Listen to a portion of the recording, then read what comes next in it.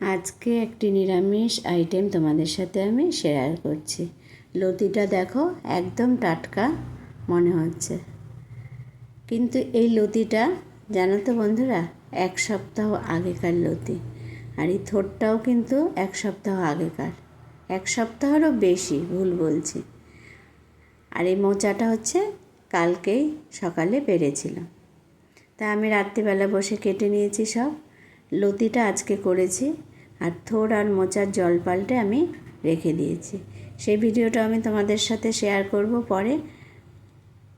লতিটাকে আমি রাতেই ফ্রিজে দিয়ে দিয়েছি, কিন্তু থোড় মোচাটা আমি ফ্রিজে দেব না, কারণ এটাকে কালকে আমি ভালো করে ধুয়ে তারপরে ফ্রিজে রাখবো। আর এই লতি থোড় মোচা তোমরা এইভাবে যদি কেটে রাখো, দিনাদিন রান্না করতেও অনেকটা সুবিধা, কারণ কেটে দিনাদিন রান্না করা একটু অসম্ভব হয়ে যায়। আমার তো হয়, জানি না কার হয় কি না হয়। তা লতিটা দেখে তোমরা বুঝতে পারছো যে টাটকা না 7-8 দিনের আগের লতি। দেখো কি সুন্দর রয়েছে। তা আমি এইভাবেই লতি হোক মোচা হোক কেটে রেখে দিই, তারপরে এইভাবে রান্না করি। তা আমি একটু সর্ষে, পোস্ত আর কাঁচা লঙ্কা দিয়ে শুধু রান্না করব, আর কিছুই দেবো না এর মধ্যে। নামানোর আগে একটু মিষ্টি দেব।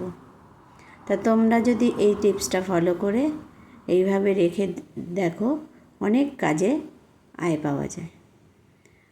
তা হয়তো অনেকে রাখো, অনেকে রাখো না। যারা রাখো না তারা রেখে দেখো, সত্যি অনেকটা সময় তোমাদের বেঁচে যাবে। লতিটা খেতেও দারুণ হয়েছিল, কোনো আঁশ লাগেনি। আর আমার এই টিপসটা যদি তোমাদের ভালো লেগে থাকে, অবশ্যই পাশে থেকো, লাইক কমেন্ট করো। সবাই ভালো থেকো, সুস্থ থেকো, আর এইভাবেই কাজকে